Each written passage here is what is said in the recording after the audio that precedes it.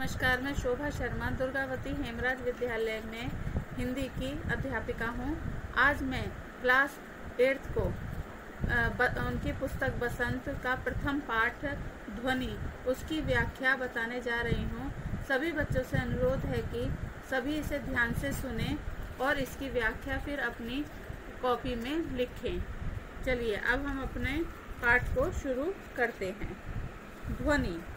ध्वनि जैसे कि नाम से ही ज्ञात हो रहा है कि ध्वनि माने आवाज़।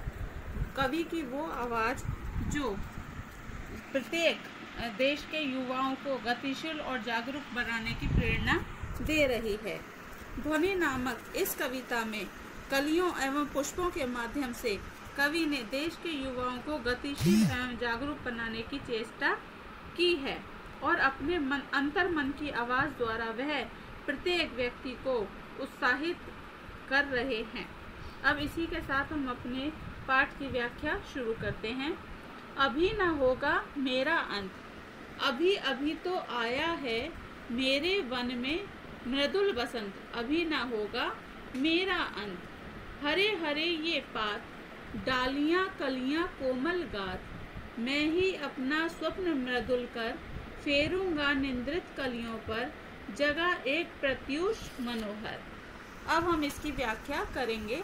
प्रस्तुत काव्य पंक्तियाँ हमारी पाठ्य पुस्तक बसंत भाग 3 के ध्वनि नामक पाठ से ली गई हैं। इस कविता के कवि सूर्यकांत त्रिपाठी निराला जी हैं। इन पंक्तियों के माध्यम से कवि ने जीवन के प्रति आशावादी दृष्टिकोण उजागर किया है। वह स्वयं अच्छे कार्य करते हुए उपवन की कलियों अर्थात देश के युवाओं को सुंदर भोर का संदेश देना चाहते हैं। अभी न होगा मेरा अंत, अभी अभी तो आया है मेरे वन में मृदुल बसंत, अभी न होगा मेरा अंत।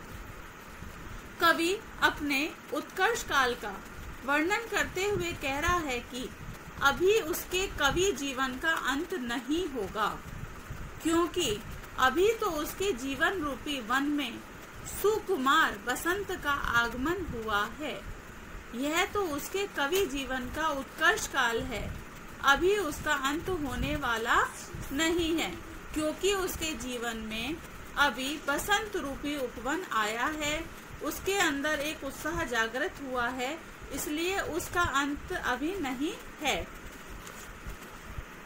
हरे हरे ये पात, डालियाँ कलियाँ कोमल गात, मैं ही अपना स्वप्न मृदुल कर फेरूंगा निंद्रित कलियों पर, जगह एक प्रत्यूष मनोहर।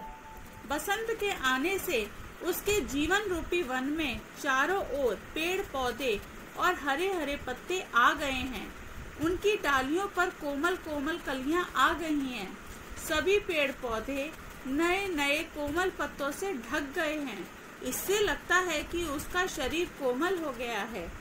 इससे कवि के जीवन में भी उत्साह का संचार हो रहा है। वह अच्छे कार्यों के माध्यम से यश का प्रचार करना चाहता है। वह अपने स्वप्निल हाथों को निद्रा से अलसाई कलियों पर फेरना चाहता है, अर्थात जो कलियां सोई हुई हैं उस पर कवि अपना हाथ फेर कर उन्हें जगाना चाहता है, अर्थात उन्हें सुंदर प्रभात का संदेश देना चाहता है। निराशा एवं आलस्य में डूबे नवयुवकों को अपनी कविता के माध्यम से प्रेरित करके उनमें उत्साह भर देना चाहता है, जिससे वे सजग होकर रचनात्मक कार्य की ओर प्रेरित हों। इससे वह कवि जो है सभी नवयुवकों को संदेश देना चाहता है कि वो आलस्य को छोड़कर अपने जीवन में उत्साह को भरें और रचनात्मक कार्य करने के लिए प्रेरित हों। प्रस्तुत पंक्तियों में अभी अभी हरे हरे, इनमें पुनरुक्ति अलंकार का प्रयोग हुआ है। कलियां कोमल में अनुप्रास अलंकार है और तत्सम शब्दावली की बहुलता का प्रयोग हुआ है। इसके साथ ही हम शब्दार्थ के प्रस्तुत काव्यांश के शब्दार्थों के बारे में आपको बताएंगे, जिसे आप अपनी कॉपी में नोट करेंगे। सबसे पहला शब्द है अंत। अंत यानी समाप्ति। वन, वन माने जंगल। मृदुल, मृदुल माने कोमल या नाजुक। पात, पत्तियां। कोमल, सुकुमार या मुलायम, गात शरीर, कर हाथ, निद्रित नींद में डूबी हुई या सोई हुई, प्रत्यूष प्रभात या सवेरा, मनोहर मन को हरने वाली या सुंदर। अब हम आगे की पंक्तियों को पढ़ेंगे और उसकी व्याख्यान पर ध्यान करेंगे। पुष्प पुष्प से तंद्रा लस लालसा खींच लूंगा मैं, अपने नवजीवन का अमृत सहर्ष सींच दूंगा मैं, द्वार दिखा दूंगा फिर उनको, है मेरे जहां अनंत, अभी न होगा मेरा अंत, अभी न होगा मेरा अंत। इन पंक्तियों में कवि पुष्पों की तुलना उन्होंने नवयुवकों से करी है। कवि पुष्पों यानी नवयुवकों के अंदर के आलस्य को दूर करके उन्हें अपने जीवन रूपी अमृत से सींचना चाहता है, ताकि अनंत काल तक खिलकर अपना सौंदर्य बिखेरते रहे। व्याख्या: कभी रात भर सोए और अलसाए रहने वाले प्रत्येक पुष्प अर्थात नवयुवकों की नींद भरी आंखों से आलस्य दूर करना चाहता है, अर्थात कभी उनका आलस्य दूर करके उनमें गतिशीलता और जागरूकता भरना चाहता है। कवि उन पुष्पों को हरा भरा बनाए रखने के लिए उन्हें अपने नव जीवन के अमृत से सींचना चाहता है। कवि अपने जीवन में भी आशा एवं उत्साह का संचार करके रचनात्मक कार्य करना चाहता है। अभी उसे अपने जीवन में बहुत से काम करने हैं।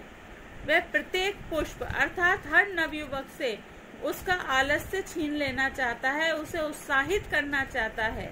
कवि का अंतर्मन चाहता है कि जिस प्रकार से फूल खिलकर अनंत काल तक अपनी महक और सौंदर्य बिखेरते हैं, उसी प्रकार देश का प्रत्येक युवक भी अपने रचनात्मक कार्यों के सौंदर्य को चारों ओर अनंत काल तक बिखेरता रहे।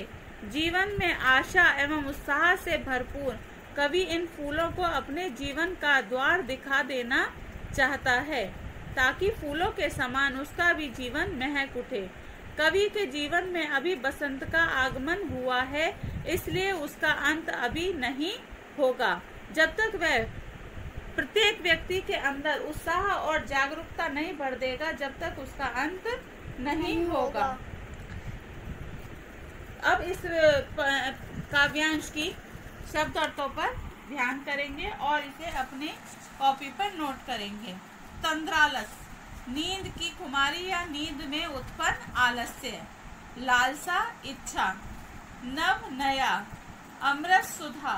सहर्ष, खुशी पूर्वक। द्वार, दरवाजा।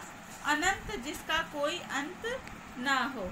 सभी बच्चे इसे ध्यान से पढ़ेंगे और यदि कोई भी परेशानी आती है तो आप मुझसे फ़ोन करके या व्हाट्सएप के माध्यम से कोई भी समस्या आप अपनी बता सकते हैं, उसका समाधान होगा।